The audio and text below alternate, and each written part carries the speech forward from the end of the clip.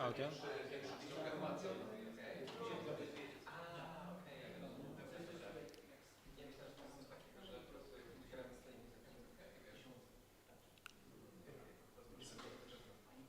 Jeszcze tu nie mam. Okay, so hello everybody. This is our third Rust meetup. So we are Rust Wrocław, so we are a bunch of people that love coding in Rust. We generally love this language. And what we do, we are sharing our knowledge with you. So let's start. This is our today's sponsor is Taumatek Tech Group. So thank you for sponsoring this event, for beautiful place and for snacks and beer and everything. Okay, so you can find information about us on rustwrocław.pl and our community. So we already organized 32 Rust Wrocław meetups. We are making online and offline events, so we are not only on YouTube, we are also present in Taumatek office. In Wrocław, we also organized workshops, and I have really great news in a moment. We also organized Rusty Days web conference. It was like 7-day conference during the COVID times. Lots of great speakers was there. You can find videos on YouTube. We have almost 300 people on Slack. If you go to rustwrocław.pl, you can find a link and join us. I have some organizational information for you. So we have today 2 talks. First one from Michał Chodzikiewicz. The topic is Are we IoT yet? The second one is from Patryk Wychowaniec. The name of the talk is Wait Why, about interesting Rust kernel cases. And great news, we are organizing another workshop. This will be kind of embedded workshop. We don't have every details yet, but I believe on the next meeting we will show everything. Okay, so we will have 2 more meetups before vacation break, so I hope you will join. If you want to help us, because we are like non-profit bunch of guys, and the only reason that we are doing this is because we love sharing the knowledge. So first of all, after the talks you will see the QR code with link to Google form. So please feel feedback is important for us. We want to make every talk better, so we will be very grateful if you do it. If you want, you can also help us with social media. If you know how to use Facebook, Google, LinkedIn, and so on, and you have some free time, please help us. If you want to give a talk, of course, you can contact us. You can share information on Slack. You can send us an email. Just reach us however you want. If you want to run a workshop, the same thing. If you want to talk about your projects or something like that, please also reach us. Or if you have anything Rust related, please just come to us, join our Slack, send message, and we will happy to help you. Okay, so our today's sponsor is Taumatek, and our first talk is from Michał Chodzikiewicz. Michał Chodzikiewicz works for Taumatek Tech Group. I believe he's the best developer in Taumatek Tech Group. He will talk about embedded, so Michał spent lots of time doing embedded code in Rust. So he was commercially involved in embedded projects in Rust, so it's really rare. So I'm really happy that he can give talk to us. And he will be talking about bootloaders, I believe. Yeah. Okay, so please warm welcome for Michał.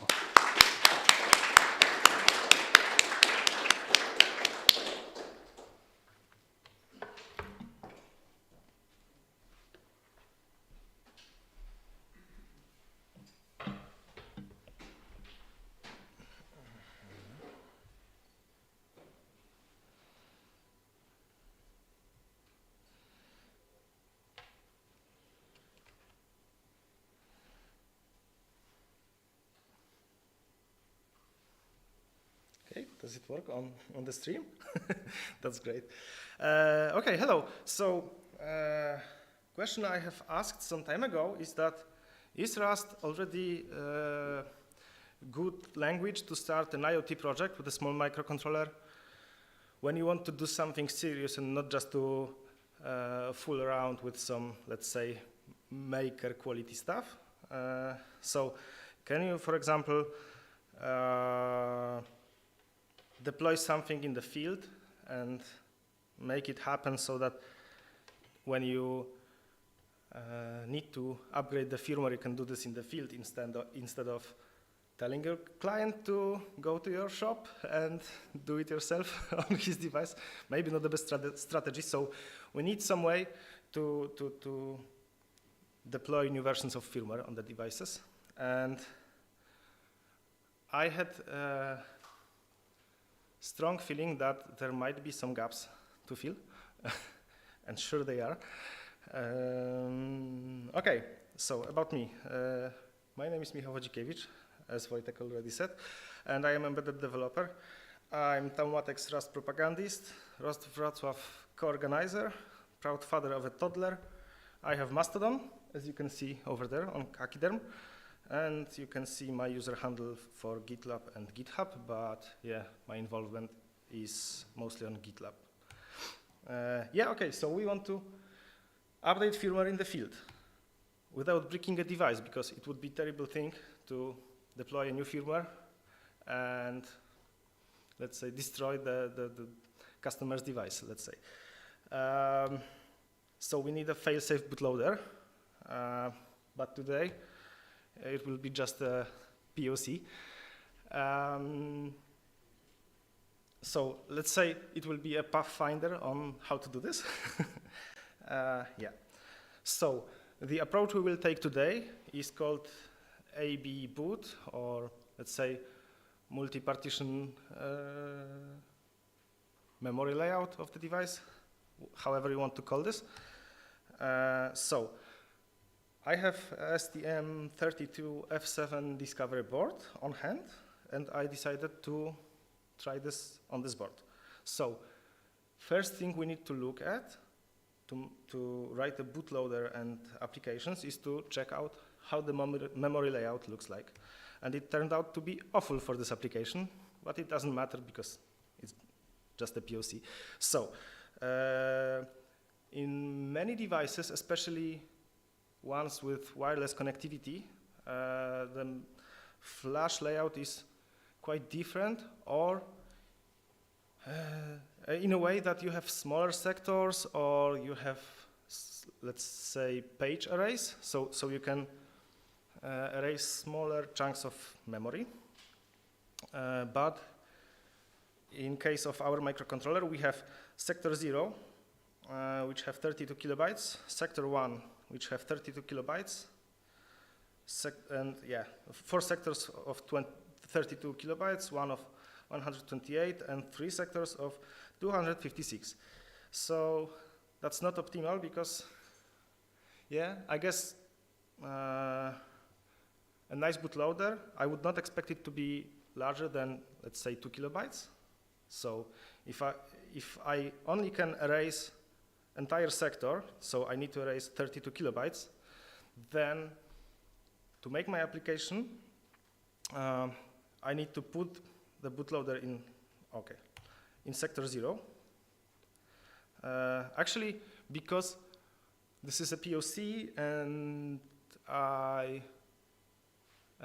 added the driver for SD-RAM and the screen in the bootloader, it is quite heavy, so it takes 2 32 kilobyte sectors because of this. But yeah, of course, this is not the real-world scenario.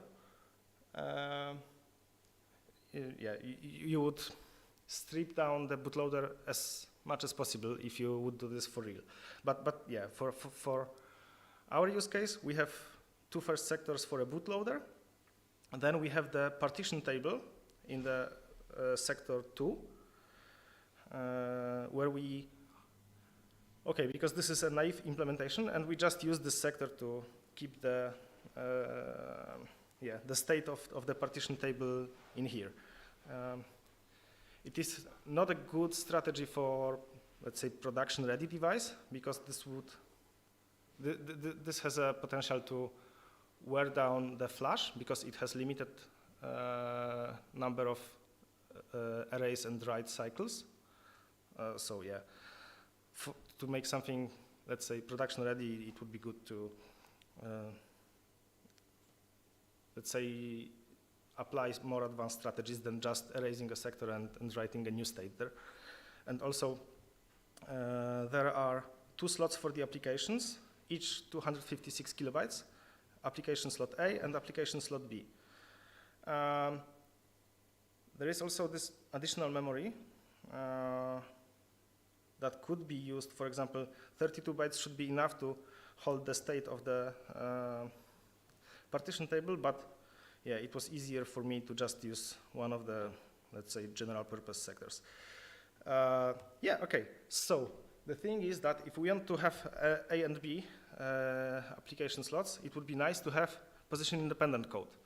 So we need to build our application in a way that references are not made in a, let's say, absolute address manner, but rather relative to currently the code that is currently executed. Okay. This would mean that we can put the application anywhere we want, and it will not affect the execution of it. But if we have A and B slots and we do not build it with the position independent code flags, which is called read-only position independent in Rust, or in LLVM rather, we would need to have 2 separate binaries, one for slot A and one for slot B. So, since the ROP is broken, and yeah, it seems not likely to be fixed soon, we do exactly what I said. So we will just build 2 separate binaries for A and B slot, and we will handle this in our, let's say, update facility. So it will be informed which binary package should it send. Okay. So how do we do this? In the linker script for our application, we have information about where the flash for our application lies. So in STM32, flash lies in 0800000000. And what we do is, if you look at where we have our application slot A, it is 08040000, and sector 6 for slot B is 0808. So we basically just added the linker script to put application for slot A in sector 5 and B in sector 6. One another thing is that is useful to understand when you do such a thing is the difference between ELF files and the binary files. So the ELF file is the one that has, let's say simply the list of symbols and all the addresses where to put it in the memory and so on. And the binary file is let's say, stripped down just the thing that will, just the binary that you will execute on the microcontroller. And to, by default, Cargo will give you ELF files. And to get a binary file, you can use cargo object copy, which is from cargo binutils tool. So you can do cargo install cargo binutils, and you will have cargo object copy command, and then you can just tell it where to generate the binary file, and we will use it for our updater. Okay, so now how to do the jump on ARM microcontroller. We need to, according to ARM manual, we need to make sure that CPU is in privileged mode. So unfortunately, it is most of the cases, I guess, in the applications I know. It would be nice to use FPU, as I mentioned in one of my previous presentations. But anyway, we need to disable all interrupts. Basically do the bunch of stuff. That part of it we can ignore. We need to activate the main stack pointer, because if we have a, let's say, multi-threaded application, we can use the process stack pointer.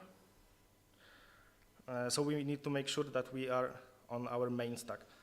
And then we need to set the vector table of our application to the point in memory where our application starts, and then we can jump to our application. Okay, so in our POC, it will be very simple. We can use, in the Cortex M crate, there is this nice function. It's Cortex M ASM bootload, and it will, let's say, do just the right thing we need. So it will set up the vector table in the correct place and do the jump. What we also need to do is a little unsafe, so we need to get our firmware base address. We need to transmit it to the pointer type. Yeah, and execute the bootload function. And that's just it. Honestly, it was kind of a surprise for me that it was this simple, but yeah, that's nice. Anyway, if we have a serious application that is extensively using interrupts and so on and do all the magics and tricks, we should adhere to the ARM instructions more carefully, but yeah, for our case, that's enough. Okay, so how does the partition table look like? This is the partition table layout used. So we have 2 slots for the partitions. For each one, we have address of the partition and the size of it, and state of the partition.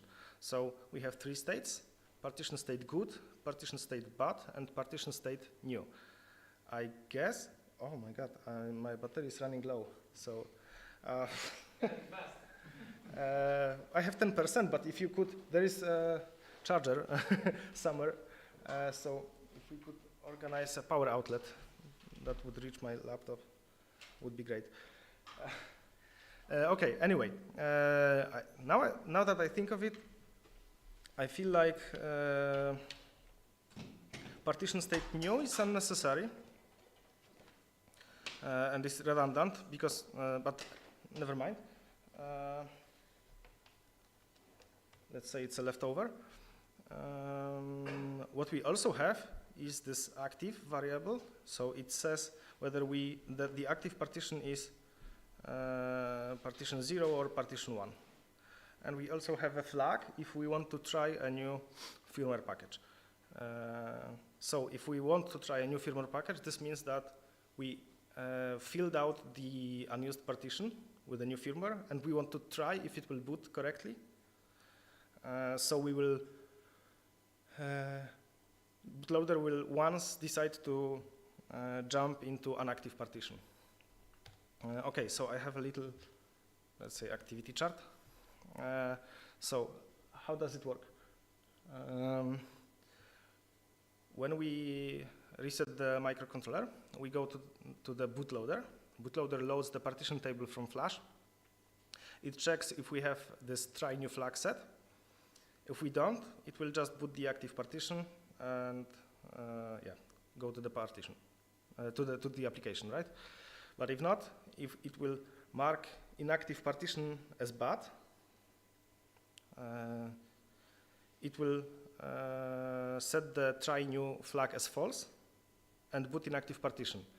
If our new firmware is correct, it will set its partition as active, right? And if it will fail to boot and to change the state, the bootloader will revert back and just next time it will boot the old firmware. So in the application, we load partition firmware, check if there is this, okay, that's incorrect, I'm sorry. But anyway, it will, if it will detect that it is loaded as inactive partition, it will perform the, let's say, I called it power run self-test, but it is more like run the set of tests that will prove that the application is correct. It will mark inactive partition as good and switch it to the active partition. and then reset itself. Yeah, and if it will not detect that it is an active partition, it will just run the application.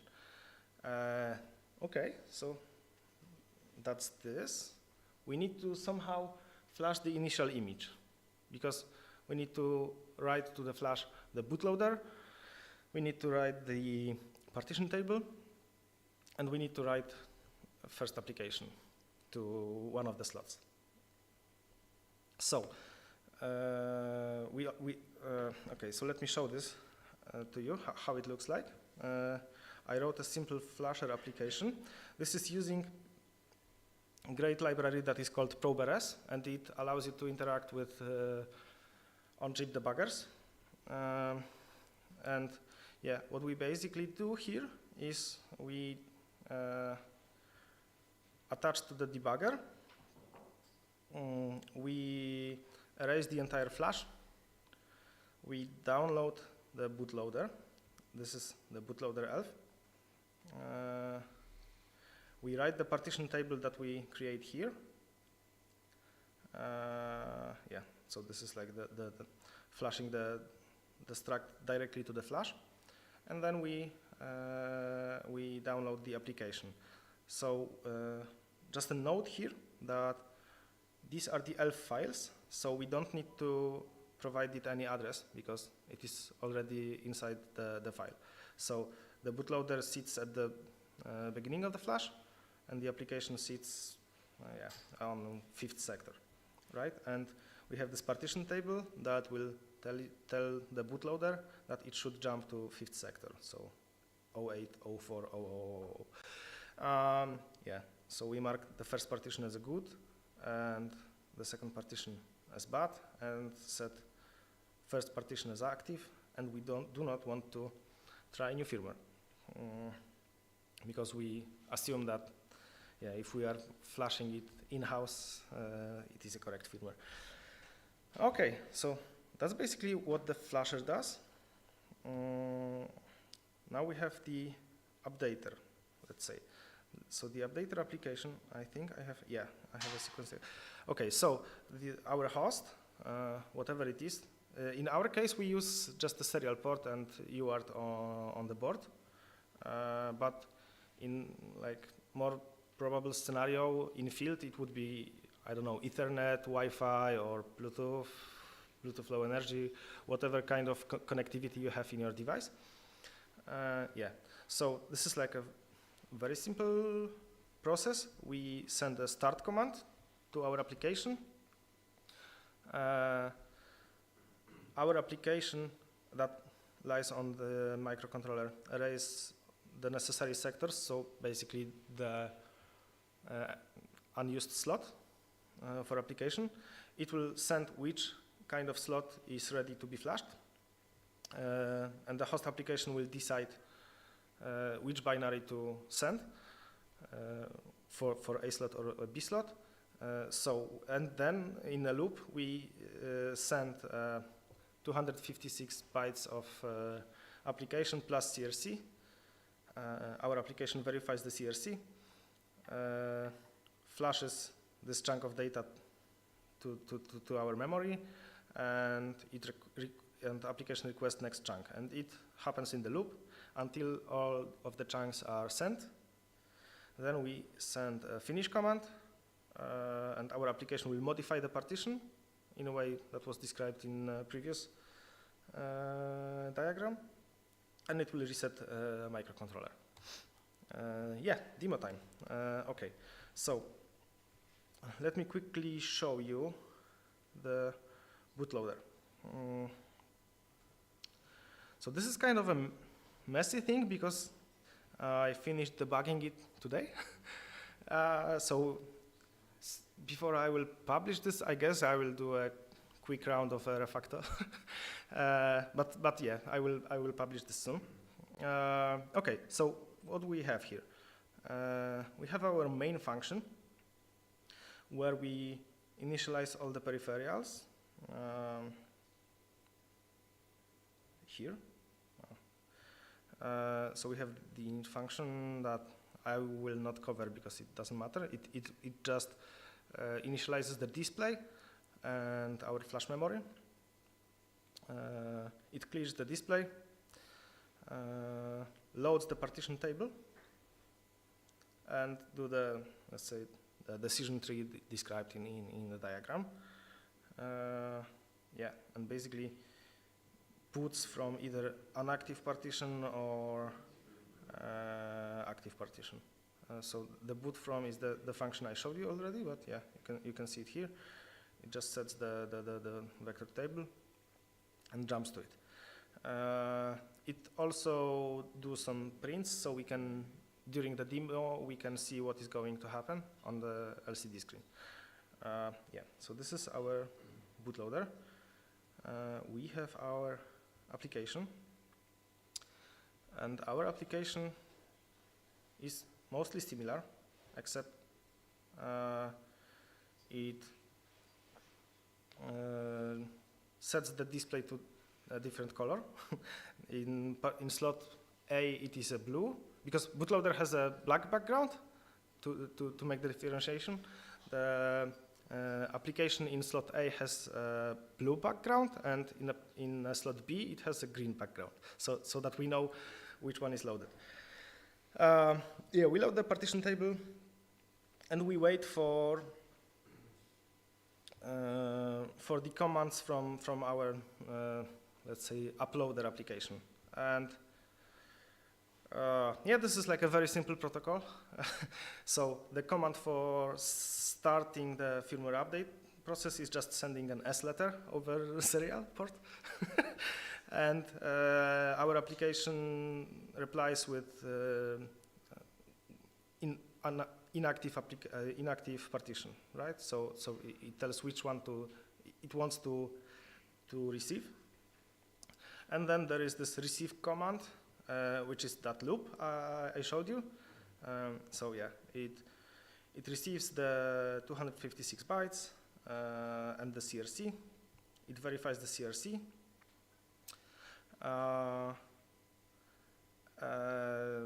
And yeah, if it is correct, it is flashing. It is a happy path, basically. It does not cover any failures here, honestly. I mean, yeah, it will just skip the chunk, I guess, or stop operating. I'm not sure. But anyway, when we send the finish command, which is sending an F letter over UART, it will modify the partition table. Yeah, and that's basically it. It will reset the MCU to give a bootloader opportunity to boot from another partition. Okay, what else do we have? We have the updater, but I think this is the least interesting stuff. So we basically just open the serial port. Yeah, and we do the entire sequence diagram here. So we send all the comments and send the flash content. Okay, one more thing I want to cover, I've forgotten to mention in the presentation, is awesome library that is called Postcard. This is like NoSTD SERDE crate. It is very nice, lightweight, and has all SERDE capabilities. So that's very nice. It is hipless and so on.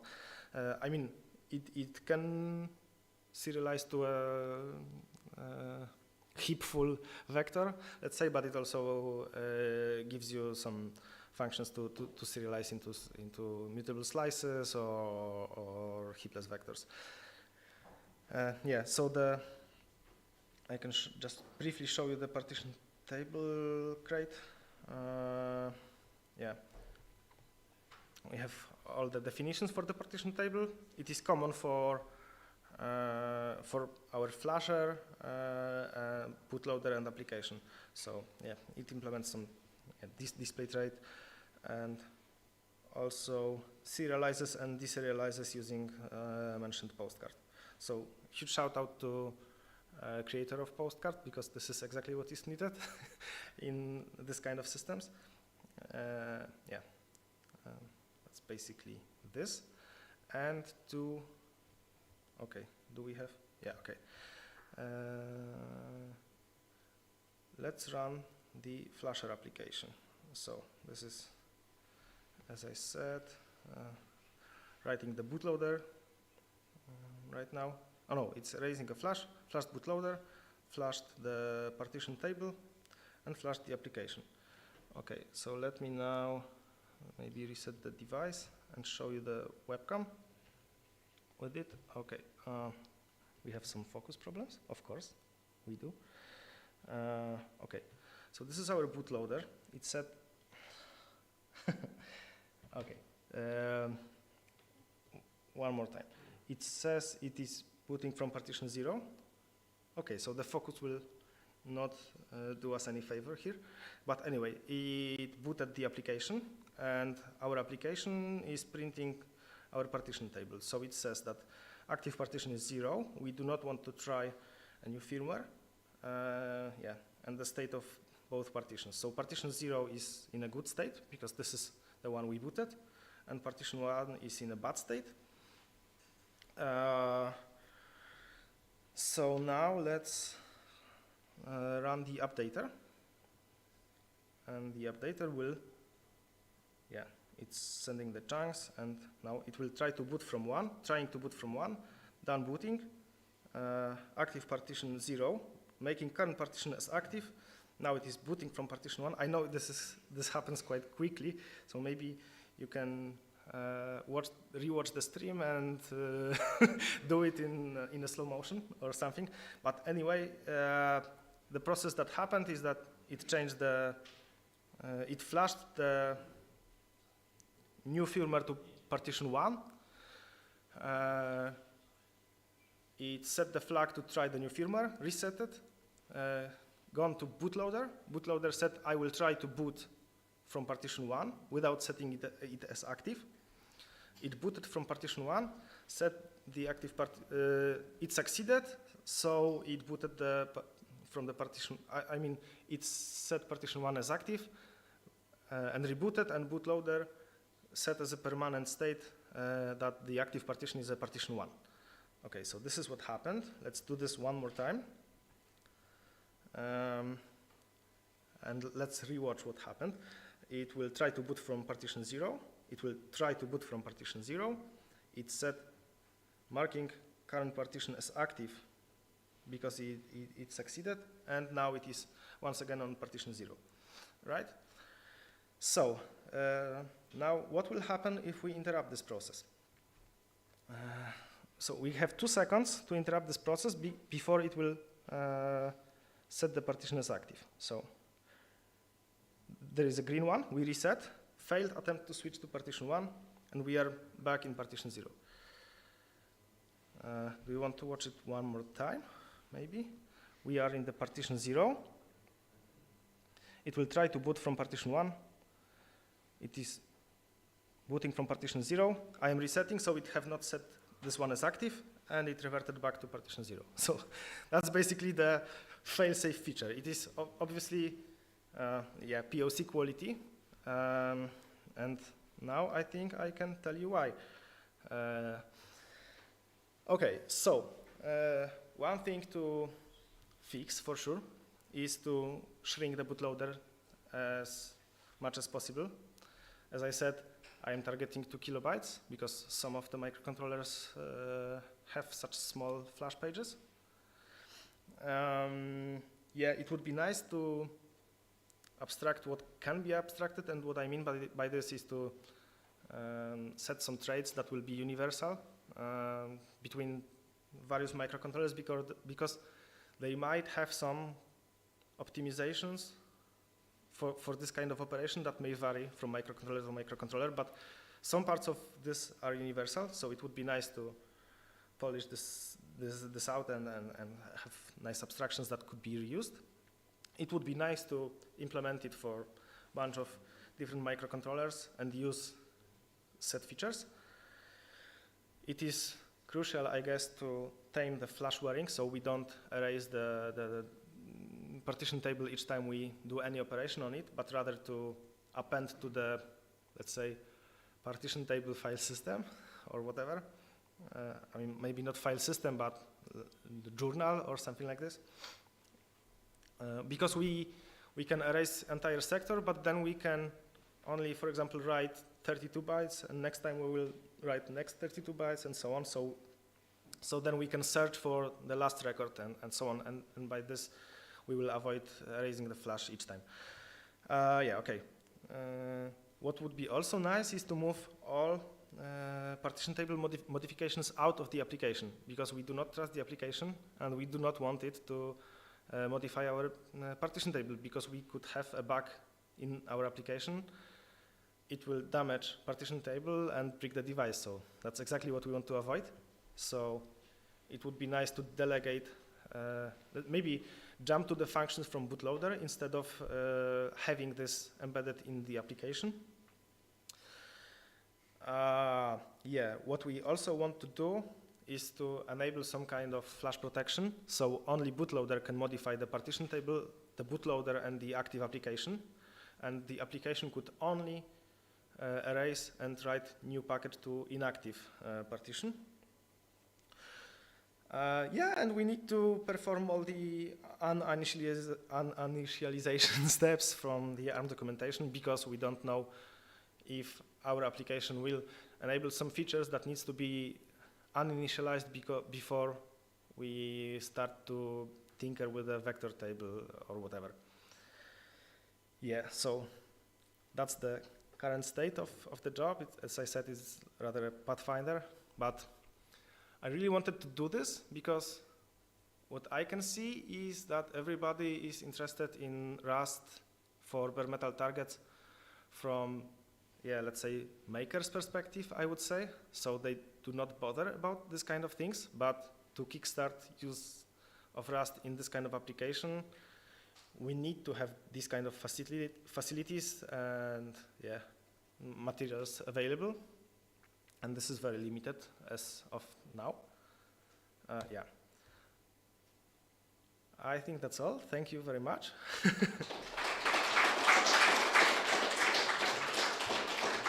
And do you have any questions? Yeah, there's a question from the YouTube. To David Bartkowi. There's a question from YouTube. If you try to add code gen units equals 1, dash C code gen units equals 1 to fight the ROPI problem. It's supposed to help someone and Okay. try this. I have not tried, but I will definitely do so after the talk. Okay, so are there any more questions? You got claps from YouTube right now. Oh, thank you. Okay, another question. There was this enum called partition state, right? Yes. Good, bad, and this third variant. Is it actually read anywhere, or that's just for informational purposes? So the only thing that is read now, I think, we can quickly check it, is in the application to detect whether we are in the try mode, because, okay, the thing is that the bootloader, when it sees the try new, it needs to reset it to, yeah, to make the worst thing happen, that application will not boot at all. It will need to know that it do not need to try anymore. So it sets the partition state to bad.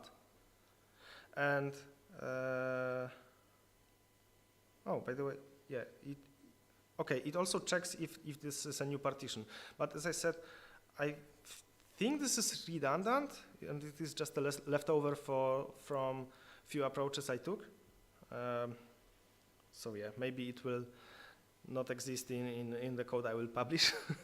Yeah, so now there is a check for it, but for sure the application needs to check if it is if it booted from the partition with the bad state to decide whether it needs or not modify the partition table state.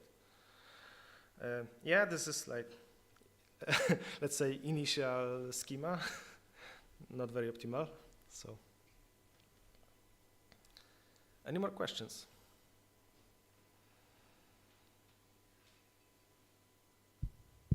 Okay, so thank you very much.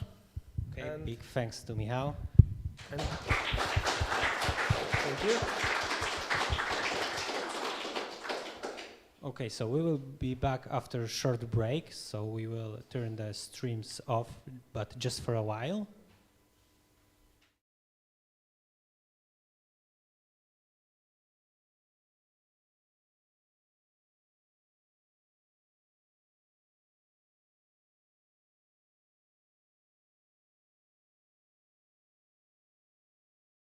On. Yes, so one information for people that are watching us online. This is the QR code with survey about today's meetup, so feel free to fill it. One extra remark for people that are here. So in this form you will find also place that you can leave your email and we will contact you about upcoming workshops. So if you want to join our Rust workshop, it's completely free, so you can leave your email over there. But you don't have to. Of course, you don't have to, and we will not share, and we will not collect any data about you. Okay, so thank you.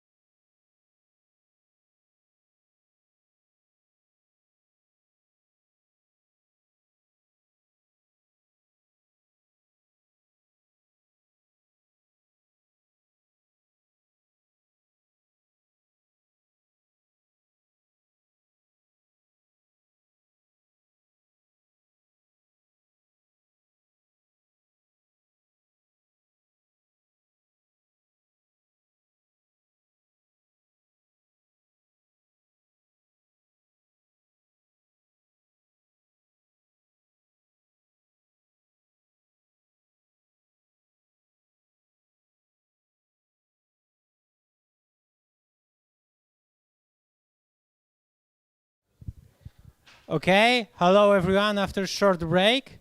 Our second talk is from Patryk Wychowaniec from Anixe. If I had to mention one guy that knows everything about Rust, is Patryk. He helps everyone on the Slack and he knows absolutely everything about Rust. I believe the Rust authors don't know so much than Patryk. So Patryk will be talking about interesting Rust corner cases, if I remember correctly. Okay. Yes, Patryk created a Doom ray tracer, and on one of the last talks, he brings Steam Deck with this Doom version. Okay, so warm welcome for Patryk. Stage is up to you.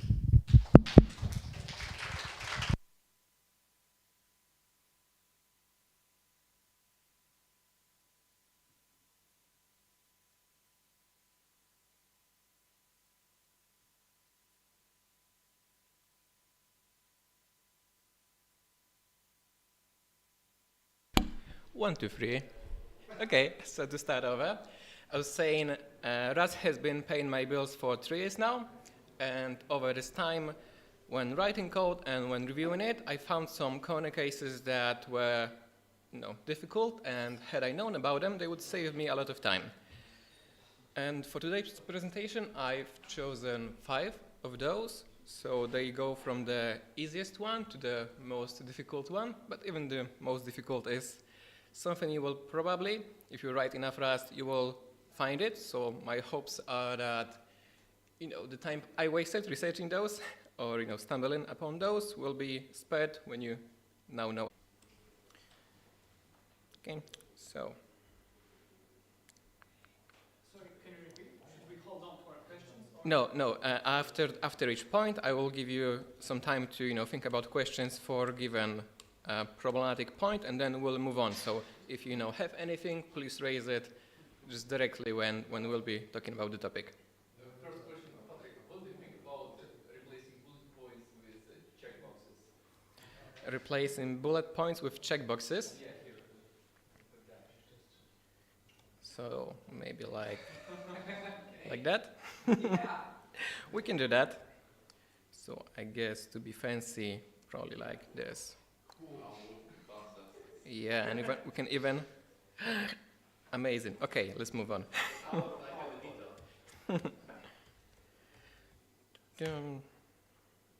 Great.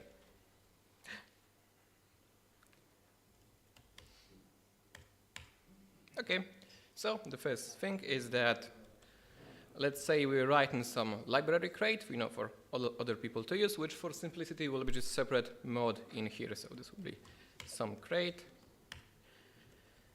And we'll have some enum with, I'll do 2 variants, but it's enum. The fact that it's enum is what matters. Okay, so this is our separate crate, and we are now in our code in here, which will fake is some user of our crate. Let's say that the people here do something like this. And maybe let me open the terminal here. No, ugly, maybe like that. Okay, is this font size all right? Yes. Yeah. Okay, senior mode deactivated. Okay, so obviously when we run this, it will print 1. And one of the first problems you might stumble upon is that if we pretend that this is like version 1.1.0.0, and we're doing some refactoring now. So let's say that we actually have discovered that this enum should be called really bar. Happens, or actually for, let's go with bar. But we don't want for this to be a breaking change, because normally if you rename a thing, or if you remove a thing, this would warrant bumping the major version of this crate. So normally this would have to be bumped to 2.0. But this is sometimes a lot of work, and really if you want to rename a thing, could you just make it like a patch-worthy change, so just 101. And one of the things you might try to do is use a type alias, so you can do foobar, and if we do, and let's pretend this was released as 101. If you do that, the code compiles, but this will not work in one case. Does anyone want to try to guess what would break if we use this? Including star. Yeah. If someone does, for instance, something like this. So maybe first let's roll back to how it looked like before to show you that the code breaks. If this is what we started with, so if this is something one of our users has done, then it initially works. But if you use just a type alias, the code doesn't compile anymore. Because this, well, first of all, this star import fails. So this is just not considered a candidate to be actually imported through type alias. So if you've done something like this and you released it as a minor, just as a patch, you've actually could break someone's dependencies. And the proper way to do it would be to use self bar as foo. If we do that, the code compiles, and you can still then do this as a patch release, because then it's just it's technically from the outside, it's as if you just added something new instead of renaming stuff. So this was the first thing. It would have spared me probably like 2 hours one day. So 1, 2, 3, 2 days spared here. Let's go to the second point. And what do we do here? X or maybe white heavy check mark? Yeah. You can do buffalo.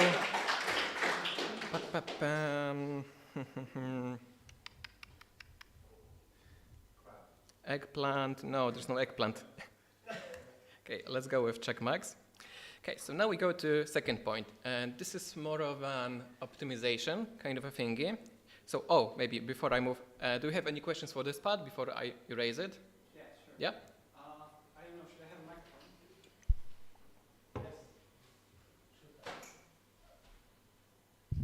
Yes. Thanks.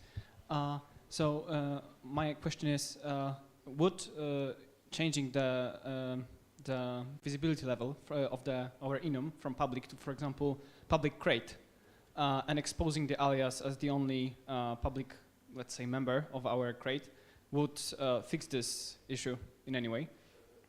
Okay, so if you've done something like... Correct, yes. And then provided another thingy to bring 1 and 2 into scope here, right? Can you repeat? And then, or maybe you can just, dictate what would you do in here and... No, that's all I was thinking about. So one can use foo as the official name of the thing that we're trying to supply, and we limit the... sorry, you didn't do it, what I had in mind. That's exactly what I had in mind, yes. So does this fix this issue? Nope, unfortunately the issue is that, well, the most basic use case works. So if someone does just this, then it's fine. But as soon as they try to use this, not sure, it's probably called something like wildcard use. Not sure. When someone does the star thingy, this breaks because when Rust looks up in identifiers to use in this position, it just doesn't consider type aliases to be valid, things to import. It. Oh, okay. Yep. So that's why the only possible use case is, I guess you could do. No, sorry, this wouldn't work because obviously then if you try to use foo as a type, then this wouldn't work also. Because what I had on mind for a brief while was ugly, please don't do it. But then if you try to use foo as a type, then it breaks. So I think the only reasonable, very cursed, yeah. I think the only reasonable way out of it is through renaming through use. So self bar as foo or just bar, I guess, will work probably. But then you have to keep it as public. Okay, cool, thanks. Okay. Any more questions for this part? Okay.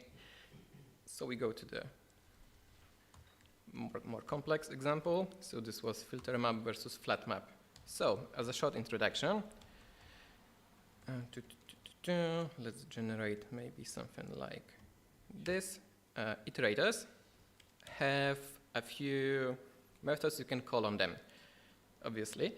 And one of those is filter map. And for instance, let's say that what we are trying to do is that we're trying to filter out all even values, and we'll at the same time we want to multiply the non-even, so the odd ones, by something. So the basic version of what I'm trying to do is if it's odd, then it will be filtered out. Then we'll have only, sorry, if it's even, it will be filtered out, then only for odd values we'll multiply by 10. Let's then collect it to some vector. And basically, if we now print it, yep, so the other way around than I said. Never mind. The thing is that we're filtering and at the same time mapping the remaining elements. So this is one of the ways you could do it. And with numbers, you could imagine this would be for some complex use cases, this would be like a list of objects or, something more complex. We'll stick with numbers. So this is one of the ways you could do it. But let's now say that this logic is coupled together. So you don't actually separately filter and map. It's just one operation on your side. So for convenience, so if I try to write some function as a single function to do this whole operation, with filter and map as a separate calls, I'm stuck with having magic filter and magic map. But I would like for it to be a single operation. So presumably one that takes an element and then returns an option which will be none if I want the filter to be removed and the item to be removed, and some if I want the filter to be changed to some other value. So conveniently, there exists an abstraction to do just that. It's called filter map. If we do something like that, and maybe I will bring it back to code the same logic in here. So if we want that, if n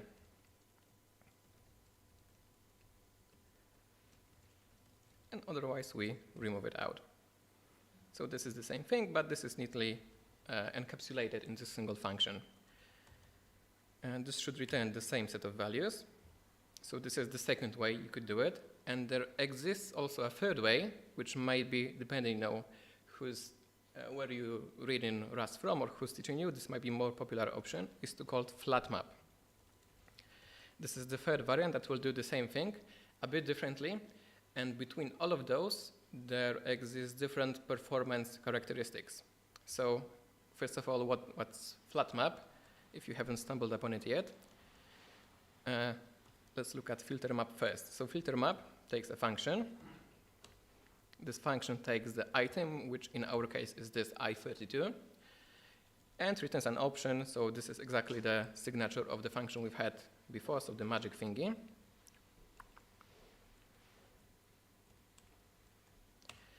And flat map is very similar, but instead of requiring for the output type to be an option, it requires for the output type to be anything that you can iterate on. So this is like more generalized version. For instance, the difference is that with flat map, if we take a value, we can, for instance, return another vector. Let's say it will multiply the elements by some values. And the difference between map and flat map is that map will return us an array of arrays, and flat map will just, flatten it up to a single array. So this comes handy. And flat map works with option, because option is also kind of an iterable thing, which is probably best seen if we do something like that. So print iterator.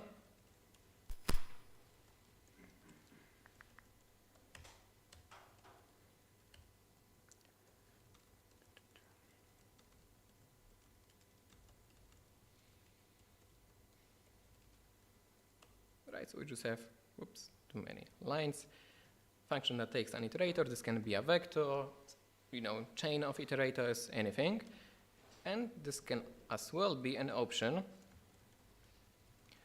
And option is very simple iterator because it will either yield one element when it's sum, or if, well, we can change it right here. If it's none, then this will be just an empty loop, so it will do nothing. So this is why option works also with flat map. Because if you map it to none, then it's just empty iterator. If you map it to sum, it will just map this one value. And as I said, it works the same from the outside, so this yields the same list of values, but it works entirely differently inside, and this can be best seen on a benchmark. So this will be a quick introduction on how to write benchmarks in Rust. Or maybe, yeah, let's start with the benchmark. So we'll do flat map benchmark. So as a quick intro, you write a function, so similarly as you would do with test, but this will be called bench. It takes an item that facilitates writing benches.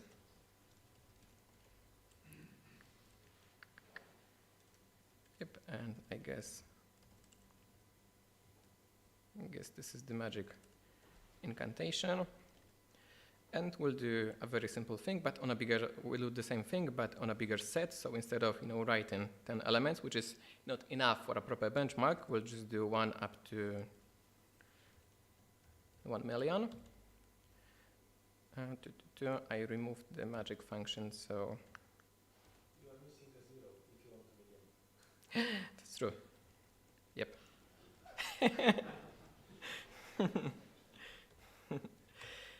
Yeah, so let's redo quickly the same logic we had in there.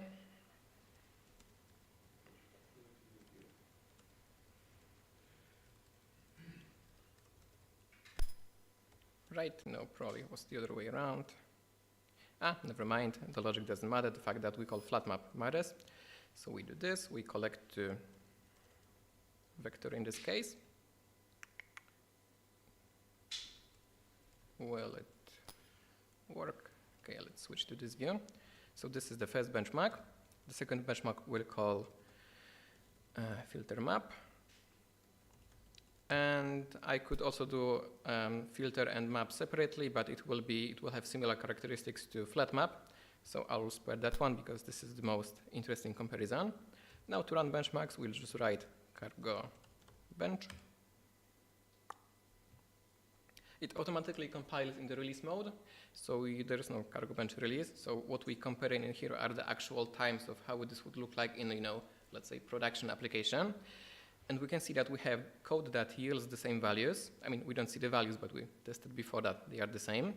And the filter map option is twice as fast. So the flat map is twice as slow, so it takes more, nanoseconds per iteration. So I guess this will be like 1 millisecond probably. This is like half a millisecond. So this is not much, obviously. But if you're looking for, performance, you want to squeeze performance out of your application, this might come up. And a quick explanation why this happens, because actually the mechanism underneath is pretty simple. It's not as much as compiler being stupid. It's something more fundamental. And if we go back to just this, except for those flat map thingies, filter thingies, and other operators, iterators also have a property, a method called size hint. This method returns an estimated size of the iterator. So if the iterator knows how many elements it will yield, like in this case we know, they usually provide the size hint for the compiler and for the various methods such as collect to know how to pre-allocate the memory. So if we do this, we print the size hint for this. This should return probably 0 to 1 million. No, okay, so this returns the minimum bound. So this iterator will at minimum 99999, let's do from to 1. Minimum million elements up to million elements. The second parameter is optional because if you do something like flat map, then the compiler cannot know, then this method cannot know how many elements the iterator inside it will yield. And this can be best seen if we go back to, if we redo this filter map thingy. So if we do this,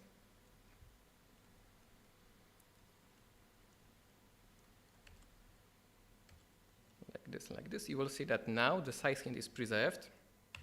well, from 0 up to 1 million, because if you do filter map to none, this will return 0. If you always yield the same amount of elements, it will yield the initial amount of elements. So the estimation is all right. And if we do flat map, then the estimation is entirely removed because the compiler, so this size hint is not a magic. It doesn't actually look into the code. This can be a black box, anything. And if we do filter map, we know that it must return either, you will either filter all of them, some of them, or at most return as many elements as you have in the initial set, because you can only return an option in here. So this one. So by using filter map, you cannot create, longer iterator. But if you use flat map, it doesn't matter what's inside the closure you have. If you use flat map, the size hint fundamentally cannot know, what this function in here does. So it assumes that it will return either 0 elements or unknown number of elements. And later, if we would take a look actually to the standard library, we would find that if you do collect to vector, probably to B3 set, to whatever collection you have, it looks at the size hint. If it's none, it just creates a normal vector. So as if you've done vec new. But if the size hint is present, so this second value is sum, it tries to pre-allocate as much memory as you think as the hint says will be needed. So as if you've done with capacity. And this is faster because then the system just assigns you one big chunk of memory instead of smaller parts which you then have to reallocate. And summa summarum, this goes back to this filter map being twice as fast as flat map approach. Yeah. Will Clippy warn us about using flat map instead of filter map? We can check. So if we do this, I guess, and let's do full thingy with collect. So like this.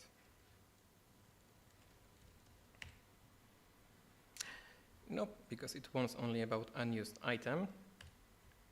Yep, so this feels like a low-hanging fruit to add to Clippy because, yeah, flat map, so this is the wrong one that I called. Because really filter map is like this low-hanging thing, you can call it in here to get, a little bit of more performance. Oops, so filter map.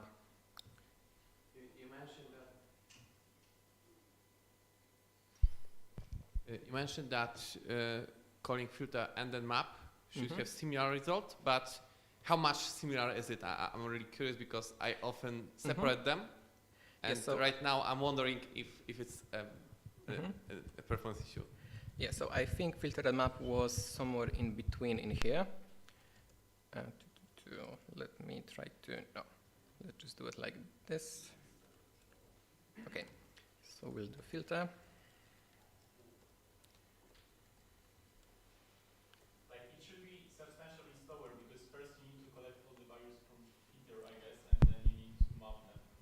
Yeah, so actually iterators are lazy. So if you do dot filter, it doesn't actually cause anything to be filtered yet.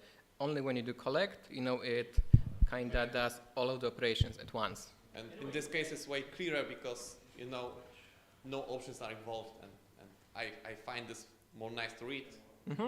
Yeah, I see the upside of this approach as well. Anyway, I am surprised that it's not optimized out because you're not collecting, you're dropping the value, right? So no, so actually the fact that I'm not using semicolon in here is crucial. So if we do a semicolon, I think it will be 0, which we can check right now, and I'll circle back to that in a moment. Nope, so it isn't optimized out, fortunately. So now to have a valid comparison, it's not optimized out because if we take a look at what this iter does internally, I think it was some of the functions on the way in here. It calls magic function called black box. And black box functions as a barrier for the compiler's optimization. So whatever happens inside this black box, which is, I think, yeah, right, I see, but previous benchmark, you actually did drop it, I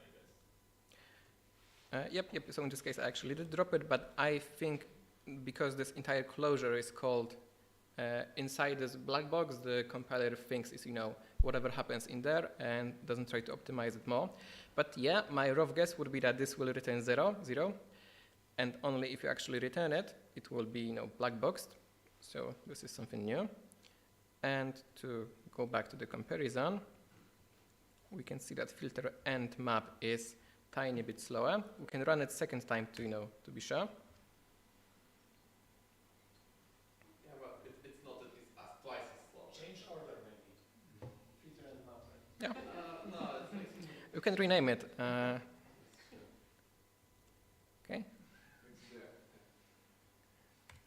mean, expect it to be slower because we have 2 calls probably. It's basically Mm-hmm. two assembly calls, Mm-hmm. but the problem is the potential reallocation, which we avoid.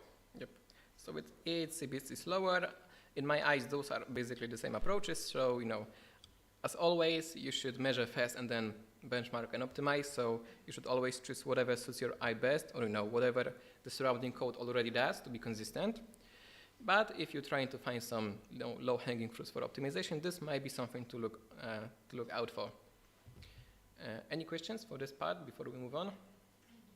Actually, I've been led to believe that the filter and map operations on the iterator are optimized out to a pure for-like loop written in C, Mm-hmm. basic incrementation. Then Mm-hmm. wouldn't it be reasonable to expect the compiler to inline certain things and actually optimize all those function calls to simple loop? Mm-hmm. It will be. And LLVM is pretty smart to the point that even if you do some filters, I think if we call sum, I don't have facilities to show you the assembly, but in general, the LLVM, so the thingy underneath that powers, the Rust compiler, is able to kind of deduce mathematical formula for, certain kind of operations. So in this case, even though we are summing stuff, my rough guess is that it should be able to, just change this to, or even if this was up to n, so up to n. My rough guess is that it should be able to automatically optimize it to, I don't know, I guess something like first plus last, or I've guessed something like this underneath. Maybe if we do it enough times. Once again, this should be 1 more 0. Okay, so in this case, the sum isn't optimized. I'll leave a link later that describes this compiler passes for people who are interested in this, because LLVM, this is called power sum optimization in general. It's able to do very fancy things, but outside of second topic in this presentation. So, any more for this part? Yeah. Another question, just to come. I think if you do map instead of filter, then this will be optimized to a single cloud. If you do map instead of filter, Just map it, I understand whatever. yeah, but if you map without filtering, then you are not filtering, narrowing down the initial. Yeah, I mean, yeah. Yeah. But it's still cool that it can optimize that. Mm-hmm, mm-hmm. That's true. Okay. So another one bites the dust. This was white checkmark. So the third thing, this is actually what's beaten me in work, actually. And I've been doing some refactoring, and I saw that in my, at NXA, I frequently saw this pattern, which I'll present to you in a minute. Sometimes I refactored it to right, because the surrounding code usually has this pattern. And recently I learned that they are not the same thing. So, to make it less abstract, no need for pubs in here. We have 4. Now, if we try to just, print this value, this will fail. Oops. Maybe like this, because the compiler, the runtime doesn't know how to actually print this value. We are missing single trait, which is called display.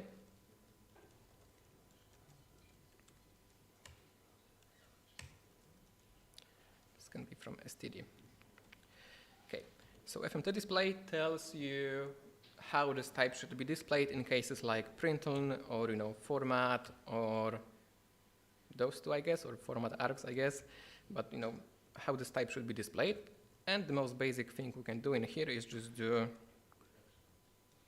maybe something like this.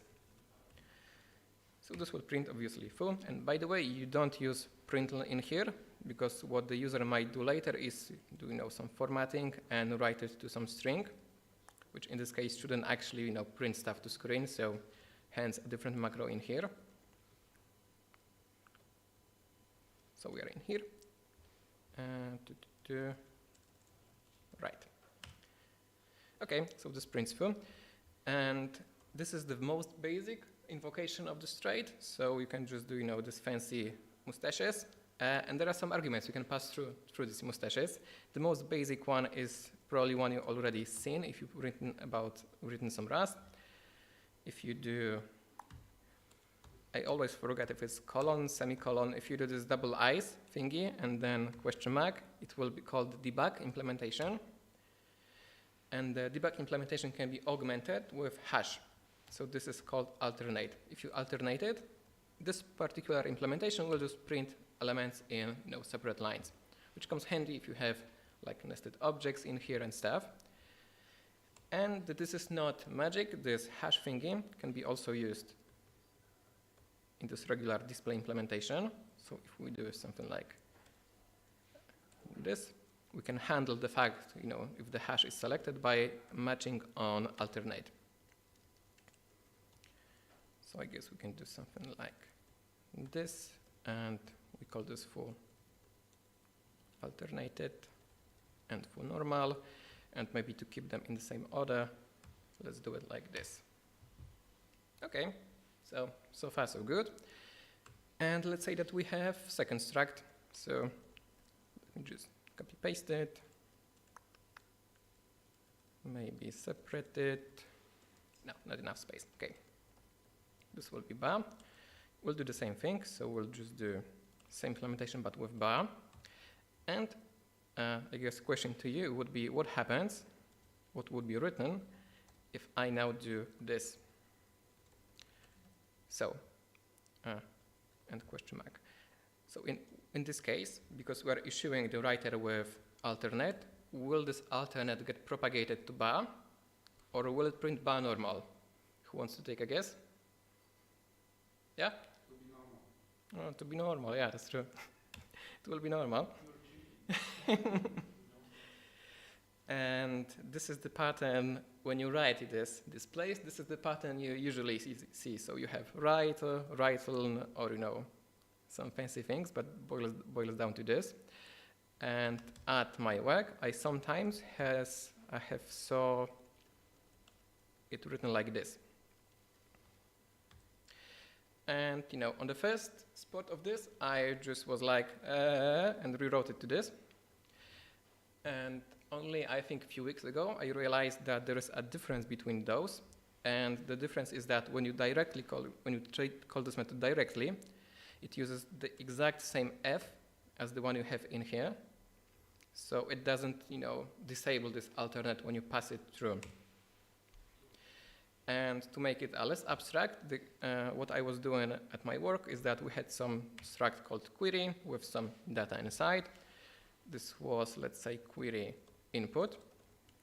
And when alternate was specified, it printed more human-readable debug version of the query.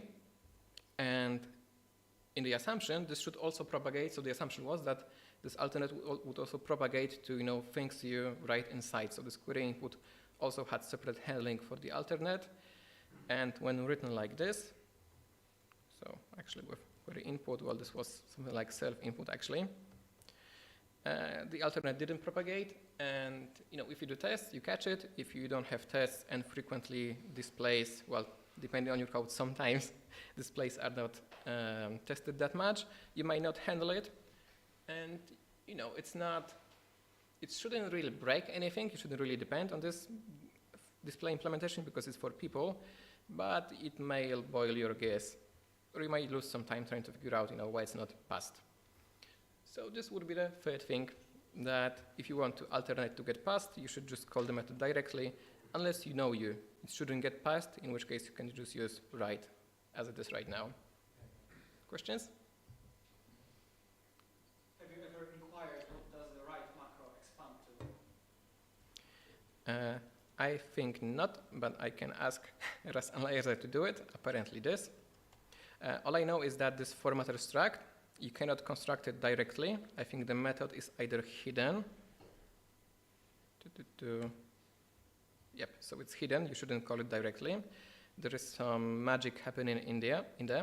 There is a method called format args, which can be used to not create formatter itself, but something you can later use to build the formatter. But the gist is that it's some internal compiler magic, as far as I'm aware, and to this part, I haven't looked much into the internals. By the way, if I remember correctly, Mm-hmm. If I remember correctly, I guess IntelliJ's plugin for Rust generates something like this if you ask it to generate a stub. But I need to check it once more. Mm-hmm. Oh, this can be expanded even further. Today I learned. Okay. Yeah, so you wouldn't write it by hand. Okay. Yeah. Great. Oh, great. Okay. So we have. Do we have more check marks? Nah, ugly. Okay. So now we have like the fourth, more advanced thing, which is const atomics. So again, this is something from my work. One time I was debugging, God bless, memory issue. I thought I was having a memory leak, and people who are present on the Wrocław Slack channel might have read my huge message about the details. So this is a gist of what I've done to debug it. So in my case, I was having a struct called hotel. It was hotel calculator, but let's call it just hotel because I'm lazy. It was like 1 megabyte worth of data or something. Or maybe to start from the beginning, because some of you might not know what atomics are in the first place. So let's say that we have some counter. And let's say that we have a few threads that you would like to increase or modify this counter at the same time. So the gist is that you would do something like this. For instance, 1,000 times increase the counter and have 2 threads at the same time that do the same thing. So now the expectation is that if we do this, it should say 2,000. It will not say anything. It will fail to compile out of multiple things, mostly because this should be 1, 2.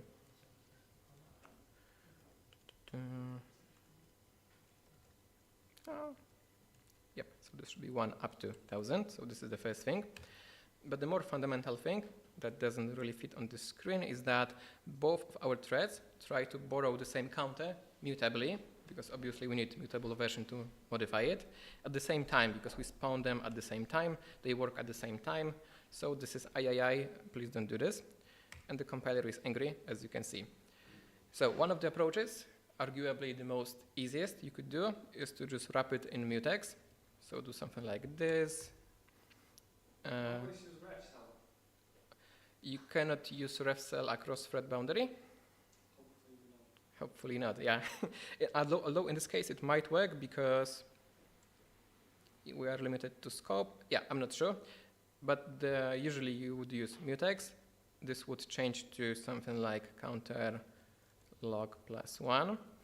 And in this case, this mutex is providing this log method, which gives only one thread at a time access to the counter. So, one thread would race to, whatever wins the log first. It would increase it, release the log, and then probably the second thread would come in and increase the log, but they would work basically synchronously, so one after the other, because at a time, only one thread can hold the log. And for integers, this is usually wasteful because there is a certain class of types called atomic types, out of which atomic usize is an example, that the processor on most nowadays architectures, all popular ones, it allows you to modify this value without having the mutable in here. So you do something like fetch addr.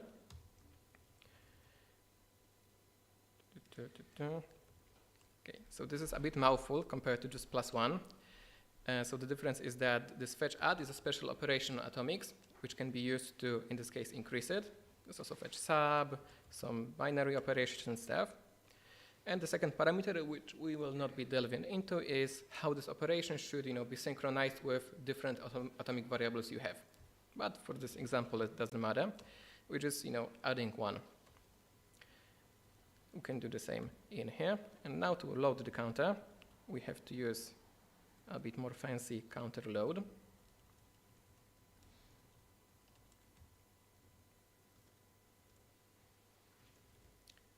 And now this will work, well, up to 1,000 and equal 1,000. So actually this way. And now this works. This doesn't require any mutexes or ref cells or anything, because when you call fetch add, the processor just knows to synchronize this value with other cores, other threads that you might have. And out of this abstract example, the way I used it to debug the issue from which I started was that I had this hotel thingy. And I thought that I have a memory leak in which those hotels are not released, so the destructor is not dropped. And I wanted to make sure that each hotel I create is also dropped later. So basically, I had something like new, without new. I would like to do something like alive hotels +1 and actually return the instance. And on drop, I would like to decrement that alive hotels, and in the program, in various parts of the program, just read how much alive hotels I have at this moment. So obviously the most easy thing, you can approach this, the most straightforward solution that actually doesn't work if you try to do 2 hotels, is to keep the counter inside. And then, you would store this counter, you would pass it first, you would pass the counter here, then store it to self, and then, call it in here. This wouldn't work because if you try to create second hotel, you would have to, it would have, this alive hotels would alias with this first hotel you created, so this would be quickly rejected. And fortunately, it's not needed because atomics provide a much simpler solution. So we do it like this. With 0.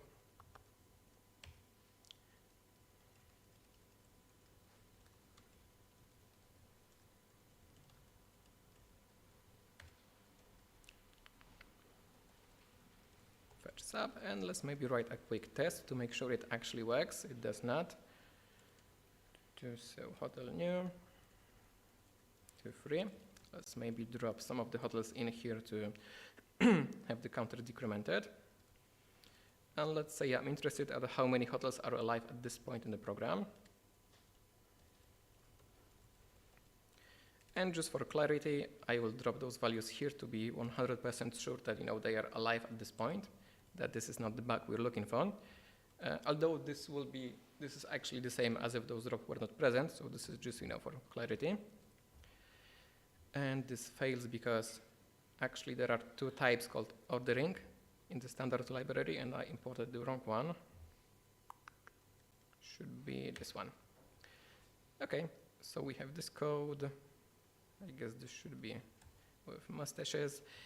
And do you wanna take a guess what this code will print? It's not defined since you're using the relaxed memory link. Oh, you're using smooth thread, so. I'm using relaxed, but if you use relaxed on the same atomic variable, it doesn't matter because you read just this one variable, because this tells you the ordering with respect to others at other atomics. Also, it doesn't matter really. Yeah. It's going to 7. 7, okay, that's a nice guess. I mean, I'm guessing 0 for some reason, like, that's like. Yes, so it's not 7, it's not 2137, it's 0. And the reason is that const works as a copy-paste mechanism. So what this code does is exactly this. Wow. Whoops, done too many. So if you do, this is exactly the same code. And now obviously you see that it writes, that it returns 0.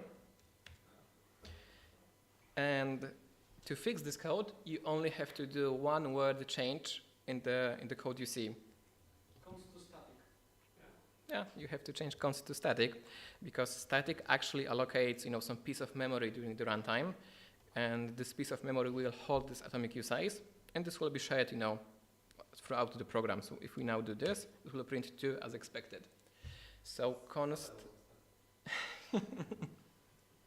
opinions are divided. So I wonder, why did the compiler allow you to use the const keyword to begin with? Because of the anterior mutability? Yeah, so actually, I think this is the same case as in all of the previous cases, which is that the thing you are trying to do is technically legal. It doesn't make sense. I mean, it doesn't make sense, for this particular example. It might make sense for someone else. To be sure, I'm not really sure what would be the use case for a const atomic size.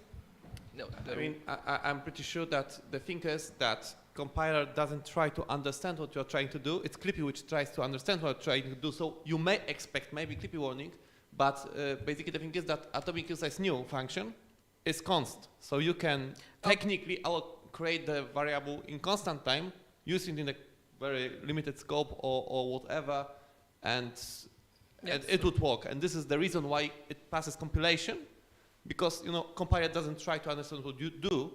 It just checks if what you do obeys rules of constantness here. Yeah, so what I'm printing here is the result of cargo Clippy. So at the very least, Clippy warns about it. So that's nice. So either remember to use static or call Clippy, leaving it up to you. And I think it even warns at all places. Yeah, so that's nice. Yep. Okay, so this would be the 4th case. Do you have any questions for this part? So we don't run Clippy?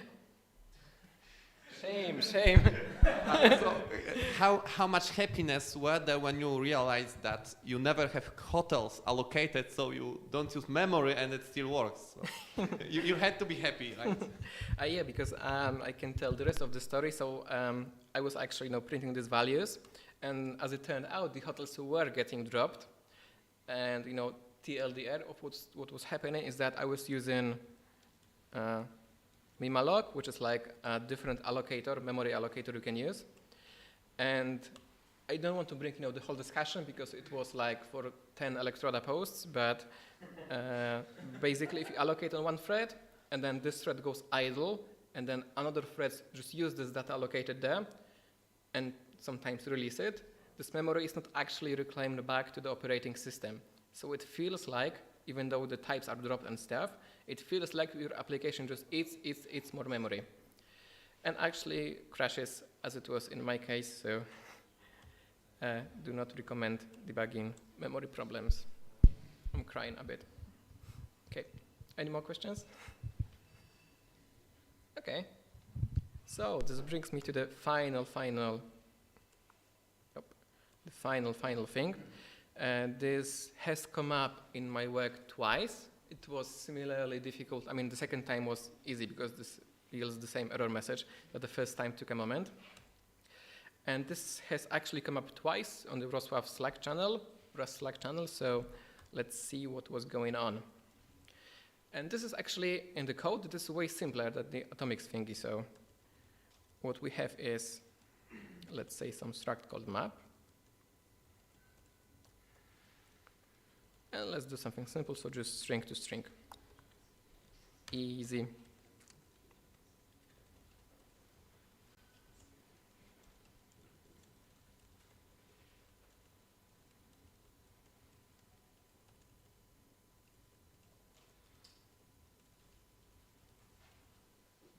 So far, easy. Okay, now we do some getter. So this will be first a non-mutable getter. So we just return to take a string and return borrow to the string, and just defer it to the map inside.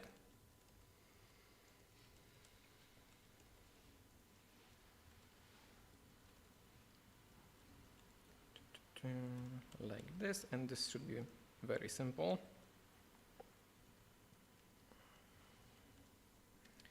Okay, and now if I call get,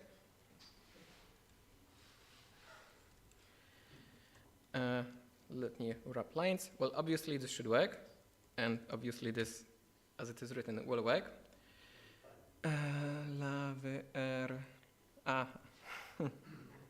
Yeah, no. Too many damn layers. Yeah, so we have somebody's mom, but let's say that let's say that we wanted to change this logic in here, so that if there exists a key with best, this key takes precedence when you look up for it. So let's say this will be Saul Goodman, and the logic in here should be that if there exists the same key, but suffixed with best, then we should just take the best key instead of the actually requested one. So check best key. If so, then we return this best item, and otherwise we just return the original lookup. So in this case, this should return this Saul Goodman thingy. And big problem will come up if I try to make the mutable version of it. So if we go to this, get mute in both cases, logically this code is fine because we always return either one or the other one, and they don't alias. So we either return the best one, or maybe to have simpler example, just this get mute works. Returns not the item we want to ask for it, we wanted to expect. If we bring back the best logic, the compiler says that we try to borrow it twice at the same time. Yep. So this is the error message. And according to the compiler, what is happening here is that even though we are in this branch, we still kind of hold on to the value from in here. And this is not a problem in our understanding. This is actually a deficiency in the current implementation of the borrow checker. This is called problem case number 3. Obviously, if we were to take a look in, so maybe for some historical context, there were, before the current implementation of the borrow checker, the compiler, there used to be a much simpler one.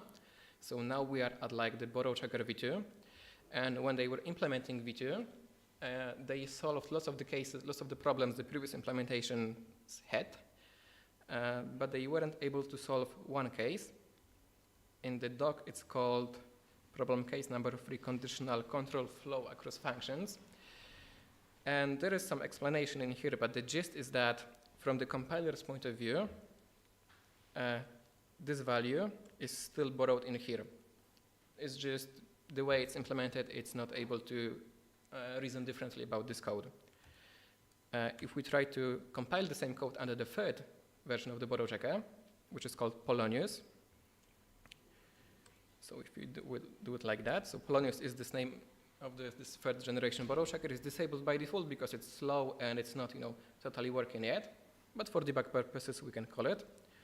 So maybe first without Polonius to see that it actually still breaks.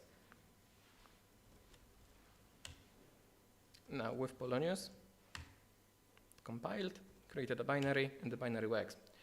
So obviously this is a problem, and there are multiple ways to solve this. In this particular case, I guess the easiest thing you can do is that you can check, you can do something like this. If self items, if it contains the best key,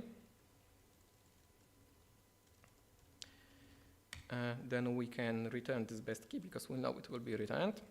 And otherwise, we take the key provided by the user. And then instead of having 2 calls, we just have 1 call, which is fine as we know. And I've lost, no, what I wrote. Yeah, missing if. So now the code works. Let's go back to Cargo to see it. And this is once again back fine because we now just have single call to get mute. It's not in 2 branches. Second approach, similar, is that we can go back to this case. We can still keep 2 calls to get mute because we might imagine that, for instance, we would refer to some other array in here, some other map, in which case the previous refactoring wouldn't be applicable. And this also works, perhaps surprisingly. If I borrow in here, because the borrow checker understands that because this is like a Boolean branch, if we try to borrow something in here, it just cannot affect something in this other branch. So this is one of the ways you could refactor it, for the borrow checker to actually understand. If you have totally disjoint arrays, totally disjoint branches. But obviously this doesn't actually always work, and the case in our job was that we had, well, I will call it fancily, we had finite state machine. It was basically an SQL driver that was trying to batch the incoming rows. So it was like fetch batch of rows from the database, and then yield one row, download new rows, and go back to download new rows, and go back to batching the one you had. And I won't show the code in here because it was too much for me to to compress to single example. But in our case, this was not actually applicable. And as a funny thing, the way it was solved for a few months, I think, before either Rafał or Jakub refactored it. Jakub. Okay, so to blast from the past then, the way it was written in here was that we had a function called steal mutability, I think. Do you want to take a guess what happens in here?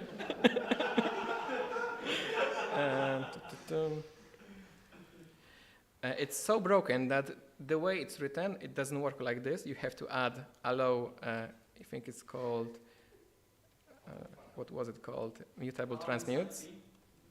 So it's like double unsafe, because for some context, if you transmute something like this into something mutable without going through unsafe cell internally, then this is always undefined behavior. Doesn't matter what you do. Without unsafe cell, you cannot do it. We've done it. It worked. And basically in here, it was, no, because this is the version of the code that works.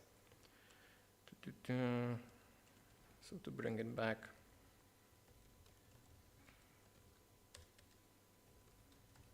think like this, and then if we right now with sum, and now if we switch those to be through steal mutability, which is, I think, like, this is how it was called. This should work now. No, almost. What I've done wrong was that, right, I forgot to refer to items, so this was just infinite recursion. So, dot items, yep. So do not do this at home. Do this at your job instead. And yeah, if you have a map, then it's simple to refactor it, like I shown. If you have something more complex, I do not remember how it was fixed by Jakub on our side, but it was like total refactoring of the whole struct to have entirely different data and flow. And if you want to have fun, you can always just try with Polonius manually, but you cannot apply this -z Polonius per crate, per function. This is like only for debugging purposes, for fun purposes when you run Rust-C directly. So this is not something you can yet apply to direct code. Okay. Any questions for steal mutability part, or Yeah, I am wondering, because in the workaround you showed, not this unsafe, because this is something I'm not interested in, but the one when you check for existence of the key before, I see the problem there. I mean, calculating the hash is not free, and yes, this is true. Yeah, you have another, and I'm wondering if it would work if instead of getting if else, I would do early exit and if. No, it doesn't work with it early exit. Work. Nope. Okay. Yep. So just to be sure, if you've done something like, return sum, then gotten rid of this, and obviously without steal mutability. This wouldn't work as well, because from the control flow graph of this function, this is the same code. Yeah, it's still not what I wanted to propose. Yeah. I would like to store self item get moved first in that variable, and then manually drop it right after if. So if you've done something like if you match the non-variant, drop the non-variant, and then issue it. I would just store the self items get moved in the variable, like store it.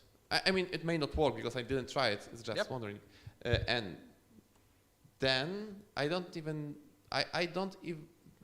don't get moved. Items don't get moved, and without this move, Oops. don't get moved on that. Uh-huh. Then when I destructure it, I get why it's because I have nothing to Yeah, draw. you don't have. Yep. I have. Yeah. Okay. Yeah. So to be perfectly candid, the approach with contains key incurs some performance penalty because in this case you are actually in this case hashing, or in the case of B-tree map or some other collection, iterating the collection twice possibly, because you would first the code would first hash it to get the hash for contains key, and then hash it the second time when you actually call getMut, so it's not performance free. So maybe still mutability is a valid approach. No, it's not. Don't do it. Yeah. Okay. Any more questions for this part? Yeah. I'm pretty sure you refactored it. Yeah. That's what I wanted to say. No, I wanted to refactor it, and one day, like 2 years ago or so, I looked into the code. We had two applications in our code that had a function called unsafe. How it was called? I already forgot. Still mutability. Yeah, it was in two applications. I refactored it in first application, then take a look into this internal crate we had with this database driver. I grabbed for still mutability, nothing came up, okay. Transmute, empty, okay. Job done, time for CS. Yeah, and I've, no, pretty certain. Give blame should have both of you. Yeah, let's take a look now, no. Okay, so. From my, yeah, go ahead. Do you follow the development of Polonius? Because I heard Only what comes from time to time on the Rust Reddit, so I'm not directly, looking at what they are doing right now. Because I've been listening to presentation about Polonius for a few years now. Yeah, I know the presentation. And it's nearly finished. It's like 96% finished. Yeah, I think what they are stumbling upon now are performance issues. So that's actually the reason, as you can later read in this problem case number 3. The reason why the current implementation doesn't handle this is that when they tried to do it, the borrow checker got very slow on the typical use case. So the trade-off was here, we can have a compiler that understands this, but it's even more slow. And so they decided that because we have this entry API, which actually doesn't help in this particular case, but helps in others. And because this is pretty rare thing to come up in practice, the compiler just doesn't handle it, and the happy path is faster than it would be otherwise. Okay, thanks.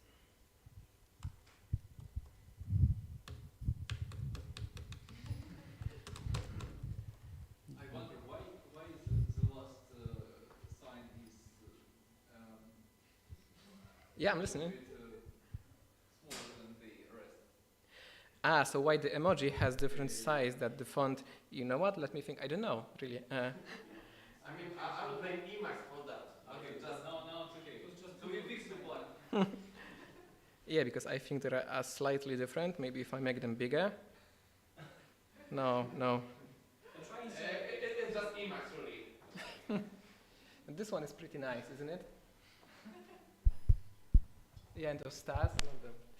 Okay. Okay, do you have more questions? If not, we have also gifts for you. So I would like to ask first Patrick and maybe then Michał to give.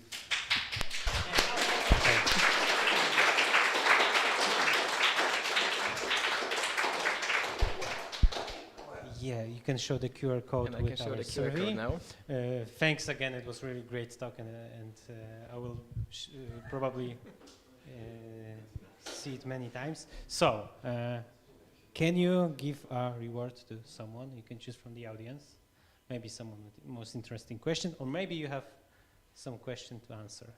Oh, yeah. I do not, let me think.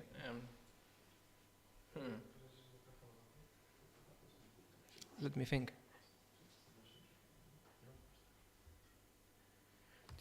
Something from in here. Patrick, you give talks regularly, so this is kind of a tradition by now. So You know, I was driving here by bus. I was sitting and looking at the rain outside. I hope I figured out the question in time, and then my mind flew to presentation. I forgot, and now we're here. So.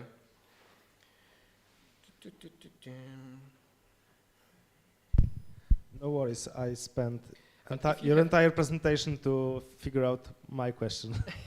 So if you have it, you can start, and you know. Okay, Yeah. we can do this. So my question is, do you remember what crate it was that allowed me to interact with the debugger and to flash the initial state of application to the microcontroller? Okay, we have plenty of hands raised. I'm not sure which one was first. Wojtek. Okay. Wojtek is always right, so. I guess it was postcard. Nope, it was not. Postcard was the serialization library, and the thing to interact with the debugger was a different thing. ProbeRS. Yes, indeed. Congratulations.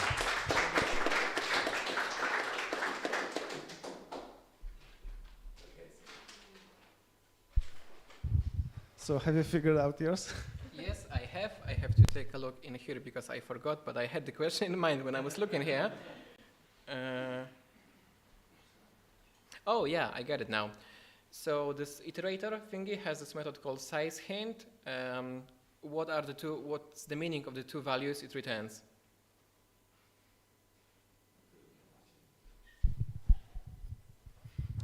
It was a lower bound on the size and the upper bound on the size. Yep. Congrats.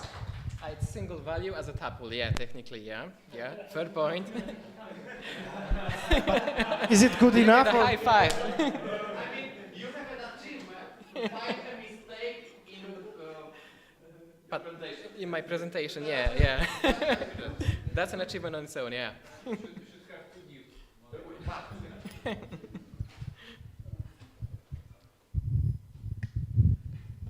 Okay, I think that's all for today. If someone didn't fill the survey, please do it now. And let's come back to eating snacks and drinking more beers. So thank you. Oh.